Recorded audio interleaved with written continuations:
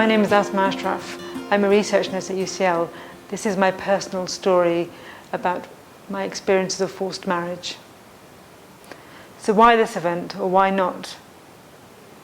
The issue of forced marriage is very important and one very close to my heart. That requires many conversations for it to be recognised. The idea of holding this event came to me after I watched the film we are going to see tonight, and from beginning to teach medical students about forced marriage here at UCL. If I had to think about this event is severely overdue. Its inception was probably 28 years ago, when I was 10, possibly before this, but I guess at that age I first realised that as a girl my right of expression, my right to choose or choice were not my own. By age 12, it was more apparent. Jokes were being made by family members that I would be married off, probably married against my will. This frightened me, and I remember beginning not to sleep. For the first time since being at secondary school, my learning suffered. I started to read books through to the early hours of the morning, frightened that I would be taken in my sleep, to be married to a man against my will who I had not chosen, so it was better to stay awake. I felt I couldn't really talk to anyone because it was going on around me and everyone seemed to be accepting it. So perhaps I was odd for thinking differently. After all, my parents had an arranged marriage and I should accept it, but I knew that I disagreed with this, and it did not seem to fit in with an arranged marriage. After all, I had seen many Bollywood films, and sometimes if they didn't choose, they would just fall in love and live happily ever after. I remember feeling very stressed with my family all the time and angry, which is perhaps normal for a teenager. My mother and I didn't get on. I had always been a daddy's girl. When I tried to talk to them, they would just say, "Stop being silly." I was so upset. I would cry a lot and made plans on how to escape. I would learn karate. I would kung fu kick anyone that tried to make me do anything I didn't want to. I became frightened of going to Pakistan because that was a warning sign. If you were a teenager, oh my God, you could be married off. I remember wanting desperately to talk to someone who could help me. I would make up being ill and go to the GP, hoping they would find something wrong with me, or just ask me. I also felt the loyalty to my family, and although I wanted to be saved, at the same time I didn't want to upset them or get them into trouble. I knew being denied my choice was also wrong too. I remember hoping from probably about 10 years of age that I was adopted and that my real family would come one day and take me back. So having freckles and looking like my grandmother probably meant I was part of this family, and this would make me sad. My GCSEs came. I didn't do as well as I'd hoped. I spent a year resitting them. I was so thrilled to be allowed to go to sixth form because there was a concern that education would have been stopped. My mum had already got me a 22 or 24 karat gold jewellery set made. I hated it with a vengeance. It filled me with dread. I should have loved it, but I couldn't accept something that represented my right to choose being quashed to values and beliefs that did not fit into the life I wanted. My father never said anything, mainly because he was working all the hours he could. But my mother would say I shouldn't speak up or out of turn. I shouldn't forget my culture and living in the UK. Basically, it didn't detract from being Pakistani. And I had to respect this and not bring shame on the family. In my mind, I was not bringing shame. I was just trying to understand why it had to be this way. Well, at 17, I went to Pakistan, happier because my father had said, I could do A-levels when I came back. So no marriage for me yet. My uncle in Pakistan said that my sisters and I as females had gone to school for far too long and we should stop.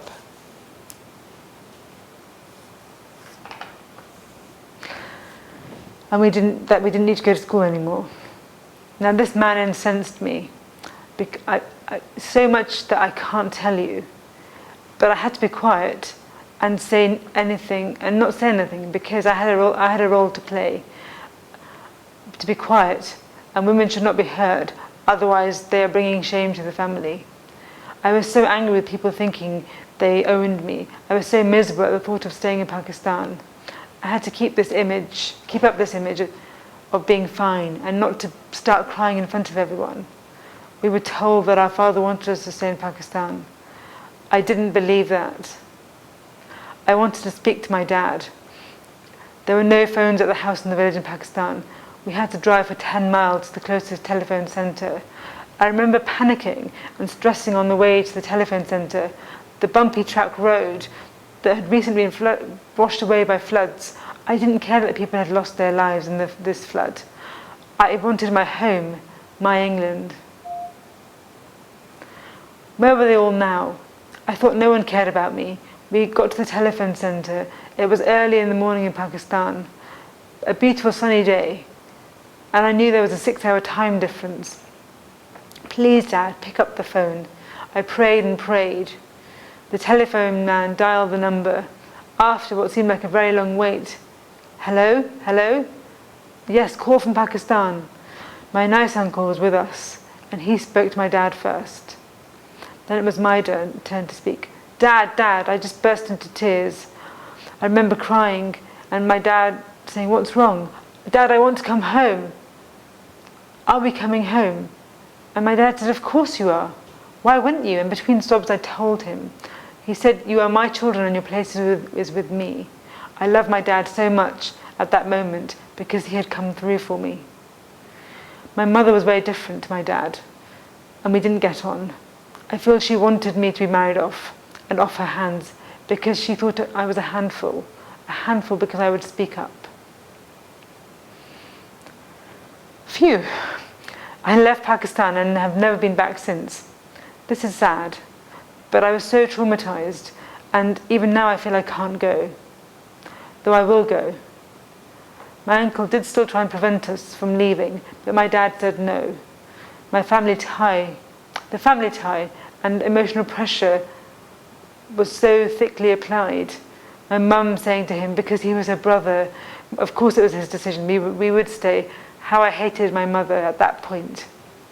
I came back to the UK, had survived Pakistan. I was still facing a forced marriage. Marriage was in every female's destiny.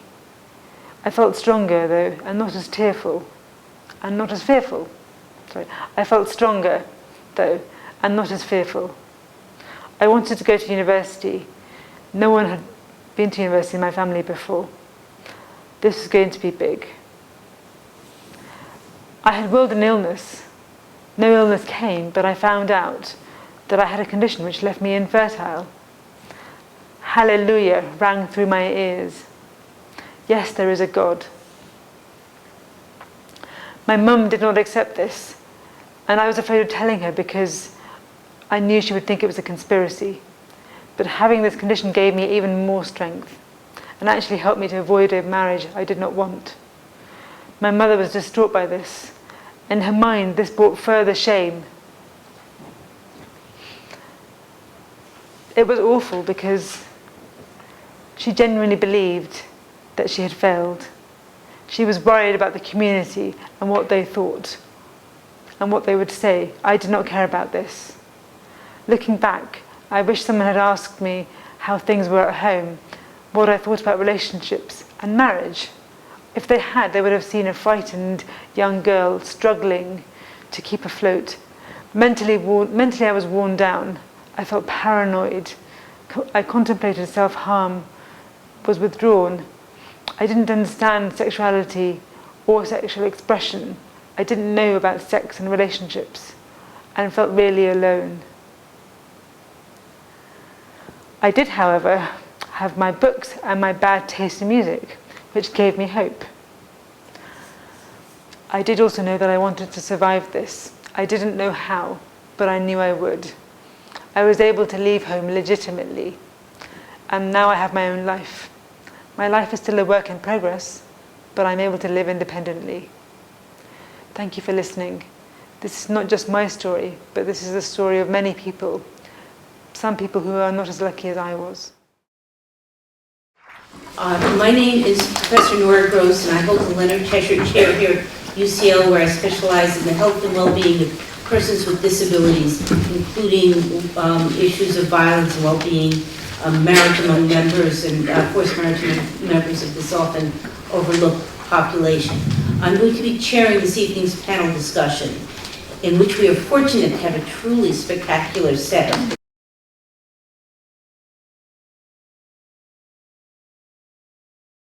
Can you tell us a little bit about the background of the film? What made you put together the film, and who you hope the audience to be? Well, I was approached by Paula, who is the producer of the film. She literally looked for activists across the world who were advocating on behalf of women's rights, and I was one of the 9 that she approached. It's funded by the Clarion Fund. I don't know much about the Clarion Fund personally, but admire their bravery in funding such a film. And really, for me, it was very much about wanting to be involved to put the issue of forced marriage and honour-based violence on the map internationally. Also to make the point that it's happening here in Britain. Although I was born here, it does not give us the automatic right to an education, freedom and independence. So for people internationally to recognise this is very much a British problem. And personally, meeting the other 8 activists was extremely empowering for me, because the road of an activist is an extremely lonely road. I've been doing this for 22 years as a campaigner. There is risk attached to your work you do as well. And to come together in a room to share experiences and voices actually reduces your isolation and also empowers you. I have a quick follow-up question, which is, in your, the film is obviously highly critical of the honor culture. Mm-hmm. In your opinion, is there anything good about the honor culture? Well, we are talking about honour systems whereby they pose a risk to individuals. There are many families that operate honour codes and honour systems within a family dynamic that don't pose a risk. It is good to have honour, but the question is whether that system poses a risk and a threat, which is why the first thing we do when we are working with victims is we identify, 1, if there is an honour system, and 2, what risks it poses. Okay, very good. And we'll come back to many of these issues if you have comments, queries, and after the set of questions and discussion. Seema, I have a follow-up question for you. Mm-hmm. The film has broad international reach. Just how widespread a problem is forced marriage here in the UK? Thanks very much. Well, I think that film just showed the extent of the issue and also the extent of the challenge in addressing what are deep-rooted cultural beliefs that are driving so much. The numbers don't necessarily bear out what I think is the extent of forced marriage in the UK. So the forced marriage unit has been dealing with, on average, somewhere between 1,400 and 1,600 cases a year, but we can see from the work of Nirvana and the number of calls you're getting that, in a sense, that's probably the tip of the iceberg. I think what is also the case is that we have to sometimes challenge what we might be turning a blind eye to. I think it's really important for us to all believe and say that there is no cultural excuse for violence against women and girls.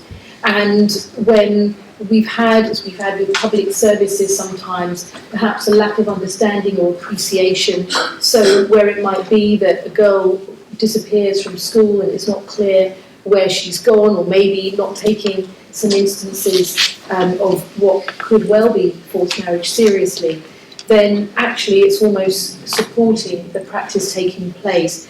I think we've started to turn a corner in raising awareness, and I think what we know when we look at all the different forms of violence against women and girls, whether that's domestic violence or it's FGM or it's forced marriage, But what is starting to come through, because people have started to be trained in our public services, awareness is raised in society through the courage of Jasvinder and others as well who come forward, those who are campaigners for change from within the communities.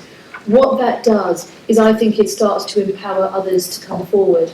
I just wanted to finish by saying that I think there is a really important international dimension to tackling violence against women and girls, and particularly where we see the practices that are predominantly cultural within our minority communities.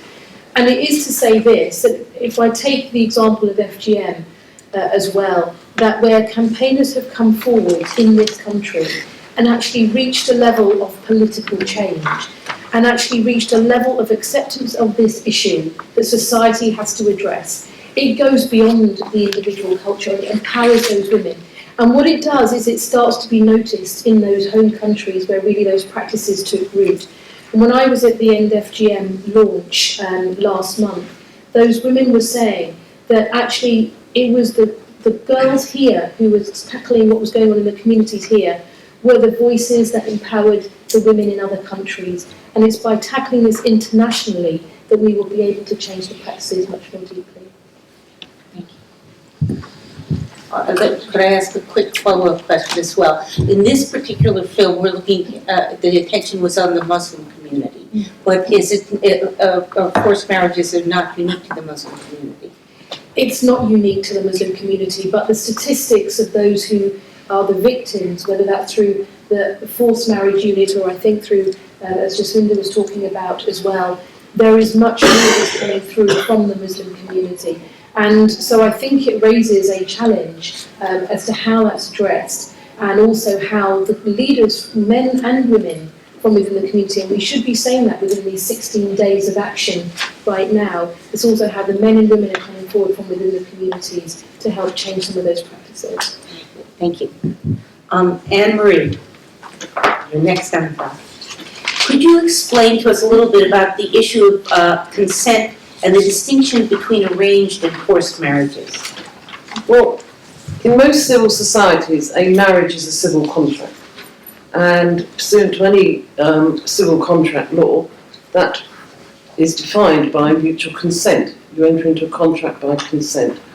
So an arranged marriage, which is practiced, arrangements of marriages is practiced throughout the UK and through other societies, is where both parties enter that marriage with full informed consent and willingness. A false marriage is a marriage where one or both, and sometimes it is both, enter that marriage against their will and without their full informed consent. So that's the simple definition, but if you've watched this film, it's far more complex in terms of identifying the issue and dealing with the issue and assisting the victims than that. In many respects, the film is very critical of organized religion. In what way do you think religion and culture more broadly are used to legitimate forced marriage and deter intervention? I think I'd like at the outset to make it clear, forced marriage, honor killing, female genital mutilation have nothing at all, as far as I'm concerned, to do with any faith. It's a cultural practice. And Islam, I mean, I saw the movie, the images are all about Muslims, but it doesn't happen just to Muslims. It happens across the board. Women all across the world have domestic violence, forced marriages, honor killings, and female genital mutilation. I'll give you an example of a democratic country like India. They have female infanticide. They have rapes at the highest level. That is abuse against women. Islam has nothing at all that says that you should be doing these things. Islam gave freedom to women, equality to women. So therefore, it has nothing, as far as I'm concerned, to do with faith. And when you talk about countries, Islamic countries, they just have Muslim majorities. There's nothing Islamic about them. Take Saudi Arabia. It's a kingdom. It's not an Islamic country. It's a kingdom supported and put up there to continue for as long as it wants, thanks to the the world powers, America and us. If we didn't support it, it wouldn't. And of course, yes, it uses its political powers to suppress women. It's nothing at all to do with Islam. Same with Iran. It's nothing to do with Islam. I mean, if you look at the Quran, it clearly states marriage should have informed consent from both parties. If you don't have that, it's not a marriage. Can I have a follow-up question as well, and I'm sure there'll be comments as well. Do you think that the Muslim community here in the UK is doing enough to address the issue of forced marriage where it's a concern? I don't think it's ever done, it'll ever do enough. I think if there's one forced marriage, we haven't done enough. So, you know, when we're talking about the numbers that we appear, there isn't enough being done. But as always, there isn't a magic wand. It's up to the community. It has to be at the ground level that they need to realize that what they're doing is wrong. And we have difficulty as far as educating the community. There's no magic wand. So it's a process that is creating more problems rather than solving them. I don't think we're doing enough. One last question to Khatidja. What are the effects of forced marriage on individuals and communities at large? So if we're not talking, we haven't talked, for example, about the health component or other components, and that's a lot to ask in a very brief response, but just to kind of put it in a larger matrix. Yeah, okay. Well, firstly, just to contextualise the issue, globally, forced marriage is very closely associated with early marriage and child marriage, and more than 700 million women alive today were married before their 18th birthday. And more than 1 in 3 of these entered into the union before the age of 15. And just to kind of give you some other basic information, Niger is the country which has the highest prevalence of child marriages, and India has the highest number of early marriages, just to kind of put that in context. The health impacts, physical impacts, well, you saw in the movie about sexual violence, rape within a marriage where there's no consent, often results in early pregnancy, and many young women die in childbirth because their bodies are simply not ready. Secondly, children of young mothers have higher rates of infant mortality and malnutrition compared to children of mothers who are older than 18. There's also a higher risk of HIV and also an increased risk of domestic violence. So those are some of the kind of physical health impacts. But there are also psychological impacts, and again you saw some of that on the movie. And I'd just like to read you a quote from one of our research studies where a survivor of forced marriage says, "It's like something comes into you. You don't feel scared of killing yourself. You get so fed up, so much abused, you don't care about anything, how much you're going to hurt yourself. There have been times I would have liked to stab myself, but they'd hidden all the knives. I was craving for a knife to put inside me, just wanted to finish myself. No other way out. I was always thinking about killing myself, feeling I had to. It was like I was in hell." And this survivor was aged 15, and this was her second forced marriage. And she was somebody who was born in the UK, was in local authority care, was returned to her parents at 13, was taken to Pakistan, forced into a marriage, managed to escape, and then was forced into a second marriage. So that's, the psychological impact on her, and also the issue of self-harm has emerged in future studies that we've done around forced marriage. But most of these studies are qualitative and small scale, but there's also been a review of the literature on rates, risk factors and methods, and this found a link between what the researchers called arranged marriages and self-harm. And then obviously the social impact of isolation, not feeling part of a family, not feeling part of a community, and feeling very isolated. Thank you.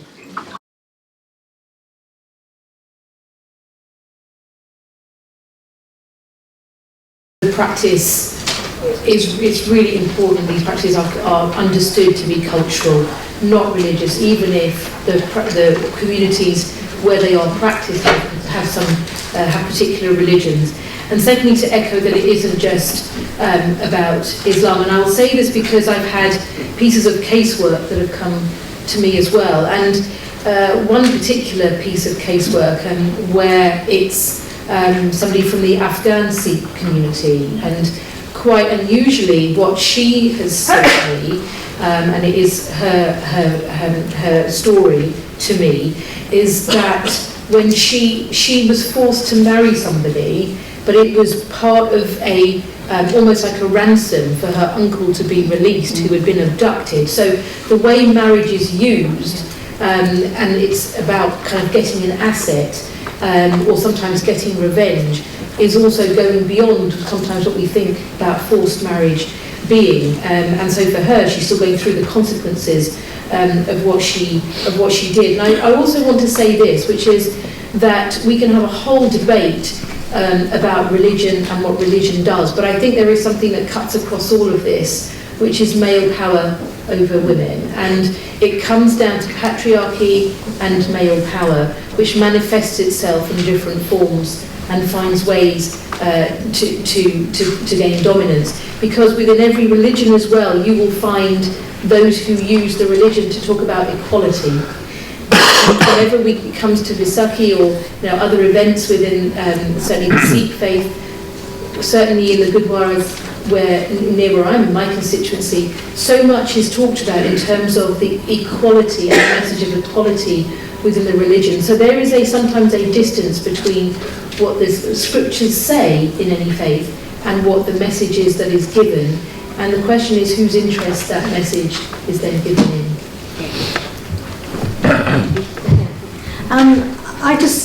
I just wanted to say that obviously the role of culture is central to issues around honour killings and forced marriage, but there's another issue that I think is equally important, and that's poverty. Again, if we look at it from a global perspective, what we see is even in those countries which have very high rates or prevalence of forced marriage, we see that richer people in those countries actually marry older. And so there's something here related to poverty.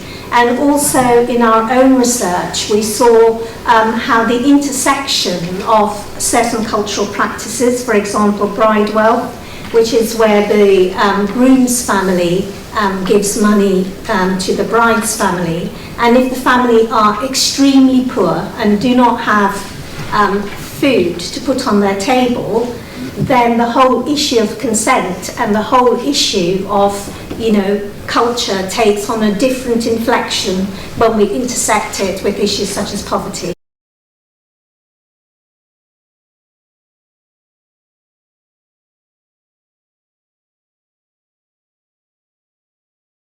Well, this afternoon I was speaking to UCL medical students in their first year. The first thing is to develop modules on this subject matter and to get this in to teaching, to teach the doctors or the health people of tomorrow that, this is something that they need to have on their radar with respect to their professions when they go out there in the world.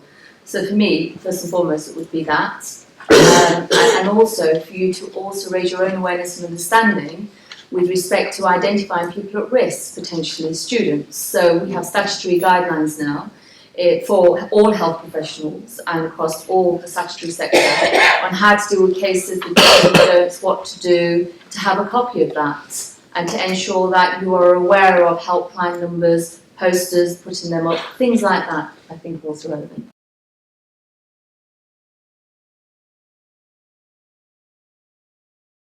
And that men are the problem and it's about patriarchy. I get that, however, we also have to bear in mind that women are also perpetrators. Yes. The key perpetrators in my life were not men, they were women. It was my mother, my sisters and other female people. And in murders here in the UK, women are murderers. We see that. So just to make that point first.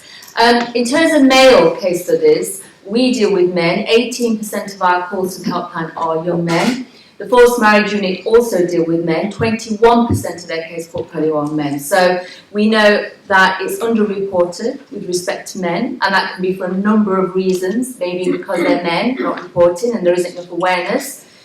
When I think about my own personal experiences as well, and my brother, and the male experience of honour systems, they are allowed a lot more freedom in comparison to their sisters, because very often it is the sister who becomes the individual who is carrying the honour of the family because of her sexuality.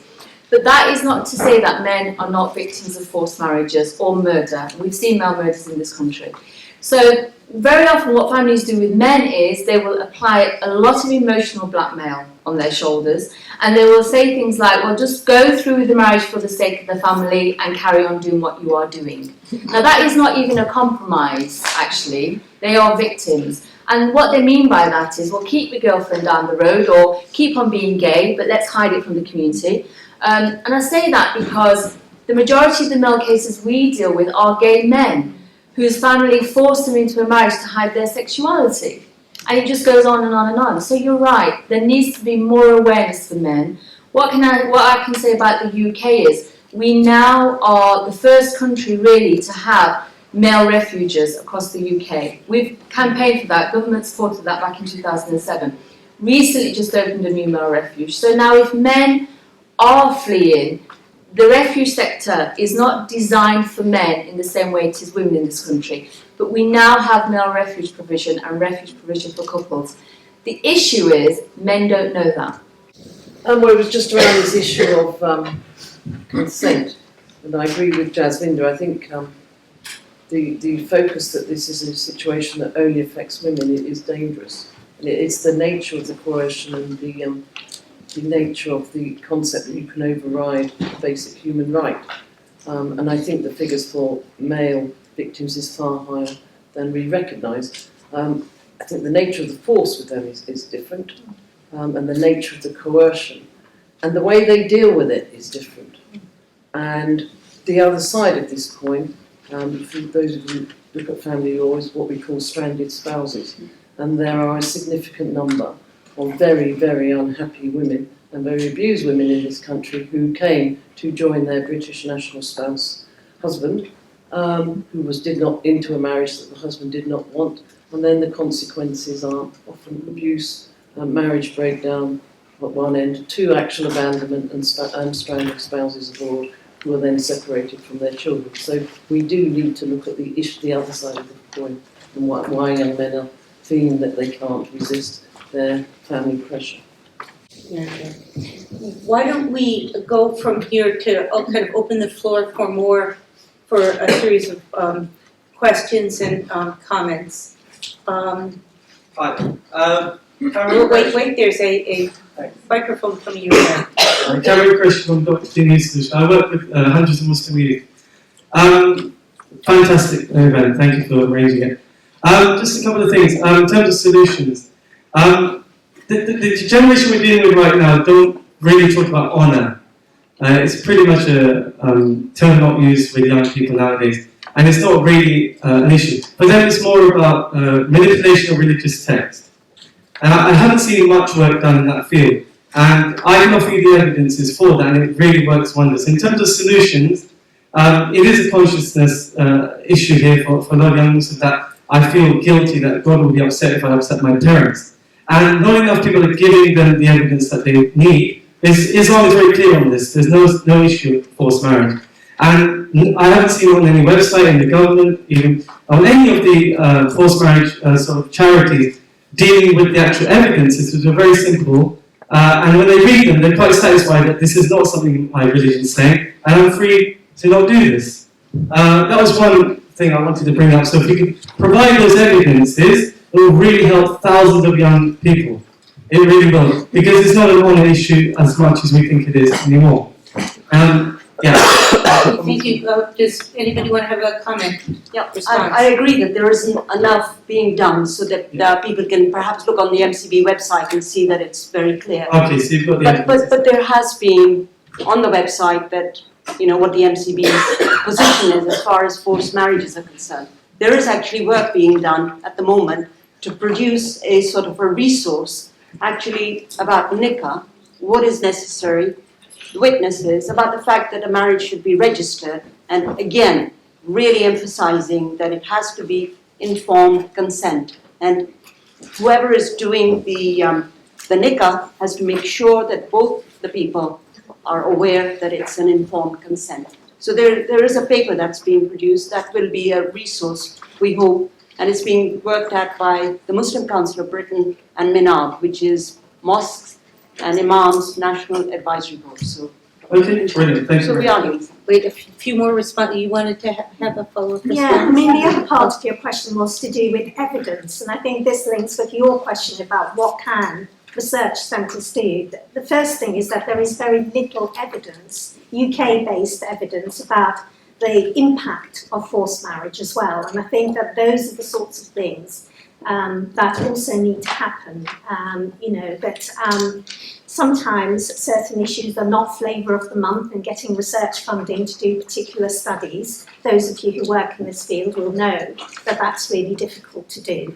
So, the evidence needs to be there, but getting the evidence is quite tricky. And on a final point, just to let you know, I myself am doing a small study on male victims of forced marriage at the moment. So.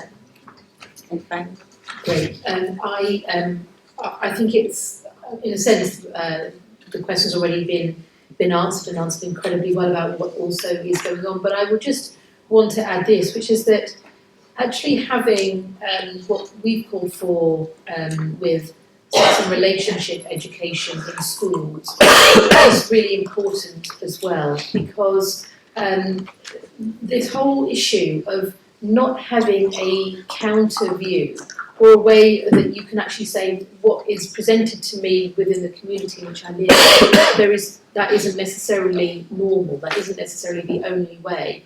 And actually giving young people sometimes the tools to be more reflective about maybe what has been presented to them and what experience they're having is really important. I think it's incredibly important for domestic violence. I met last week the Holly Gazzard Trust. Holly Gazzard, who was a young hairdresser murdered by her boyfriend, ex-boyfriend earlier this year, her family who set up this trust, what they said is that they believe if she had understood what does the pattern of an abusive relationship look like, she would have spotted the patterns and be able to intervene perhaps more in her own experience, rather than being taken in, and the psychological abuse means that it disempowers. And I think in the same way with FGM, it's been raised that actually it's really important to have that awareness in schools for young girls to be able to say when they think something's going on. And I think the same is also true when it comes to any of these other aspects like forced marriage, to actually say it isn't the only way, there is an alternative, and this is the way that you can perhaps challenge if you think it's happening to you. Very good. Let me. I was just going to interject that one of the things that struck me most about Asma's opening statement was her point. She said, "If nobody asked me, if anybody had asked me," and she said she kept going to her GP, and she was hoping that the GP would ask the right question. And so often the issue is not just children, young girls coming forward or young boys coming forward, but knowing enough to provide a forum for those questions to be asked.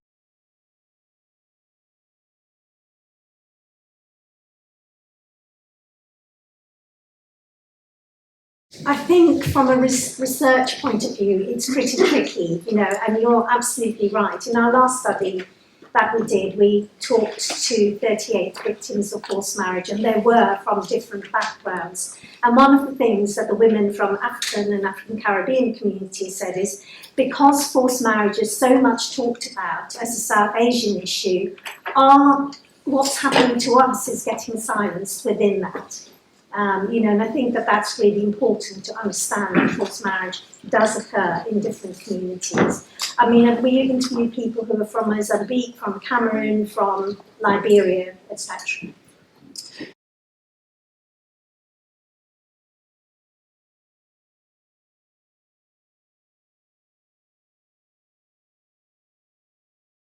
I think politics, economics, rules what you do. So I think until, you know, we have a reason to criticize Saudi Arabia for the way it governs its people and not suffer economically, we're not going to do it.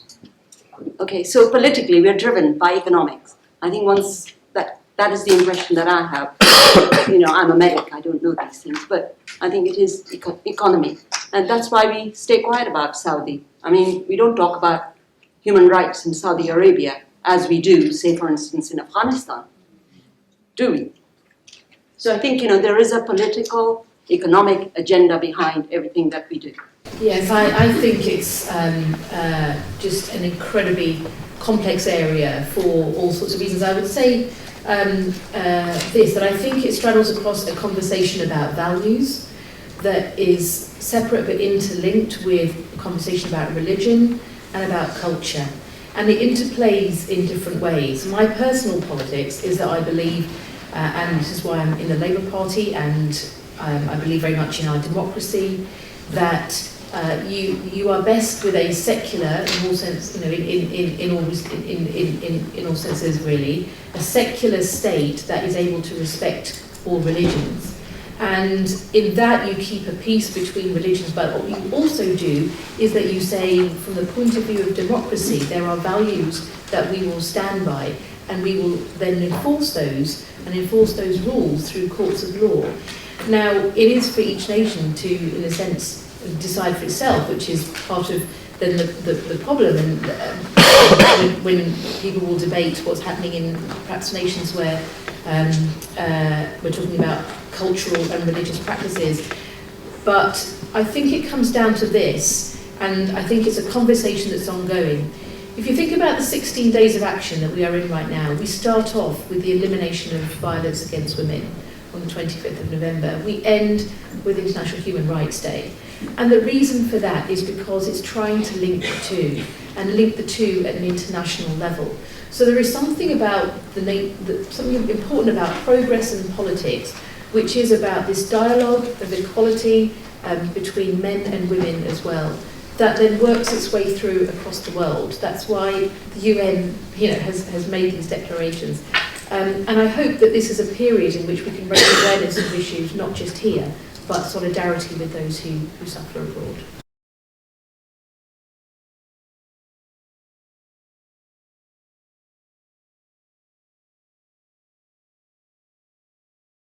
I couldn't agree with you more. I really couldn't. I am fed up of listening to khutbahs that tell me how to eat my food and when to cut my nails. Really and truly. I mean, I am absolutely up to here. But, you know, what have we got? We've got imams who can't speak English, who have been imported from India, Pakistan, who are in their culture of, what Prophet ﷺ did, and they forget the main things that they should be telling us about, exactly our rights, how women have been given rights, all that stuff. It's completely lost. I'll give you an example, if I may. I work in a mosque in Southampton, and there were young girls. They wanted to do a little presentation. So they came along and they said, Prophet, it is, the best thing that Islam has brought is Prophet ﷺ. Fine. Then they went on about his habits of when he would wash, how he would wash, etc., etc. All the things that are really not relevant to their lives. So I said, this is rubbish, go back and tell me what it says about women. And really, then they had to open the book and they realized that the women have rights, and they came back with a fresh view of it. But you've got imams, you've got teachers in madrasas who really haven't got the knowledge and the power to convey all these messages. We need people like you going out and doing volunteering in madrasas so that you can actually make a difference. Does MCB have any control over? And MCB is not a service provider, it is a campaigning organization. It's a voluntary organization. So people like me who are full-time workers work in it. I don't get paid for it. I have to make my own travel arrangements and everything. So it's a voluntary organization, and anybody is welcome to come along and help. We need volunteers. It's as simple as that. I agree, enough isn't being done.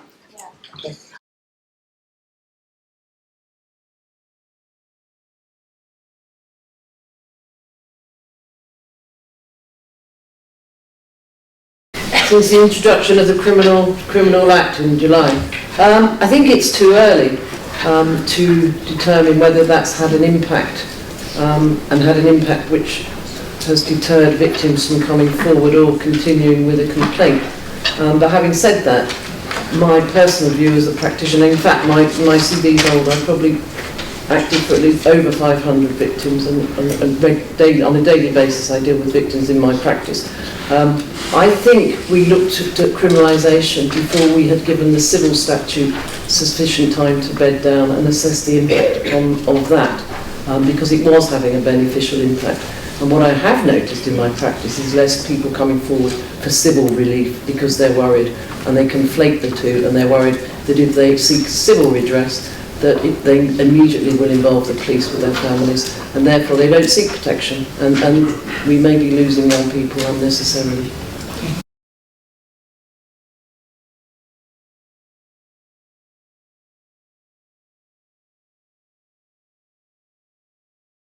Unfortunately, there are still difficulties despite all the guidance that we've got. That shouldn't be happening. That really shouldn't be happening. Because of the duty to protect young people. So, yes, there are gaps. There are practical gaps, and we're in the age of austerity. And then you rescue young girls from situations, which is fine in the first few weeks after that, and you know that in Nora at your organisation. And then 4 or 5 months down the line, there's no support. All the support networks have gone, all the excitement's gone, and they're left. And 9 times out of 10, that young person will go home. And I personally don't blame them. Any follow-up?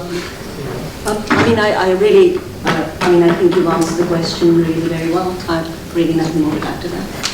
Just a small comment, which I think you make a really important point, and that goes across also points about domestic violence and FGM and forced marriage, and there is something really important about the training of our public services and awareness raising, because it's not an issue that they, as those individuals, have necessarily seen or experienced, but they do need to understand how it's happening to the young people who are in their care. Maybe a way to wrap it up is to say that this brings up the fact that there are a number of sectors and segments of society that must react. Education, public health, the legal system, and this is basically a human rights issue, but like all human rights issues, it has social, economic, and cultural implications that need to be considered in a holistic way. And right now, I think it's fair to say, based on what we've discussed this evening, we have a long way to go. I'm going to end here first by thanking the panelists all who've done a terrific job.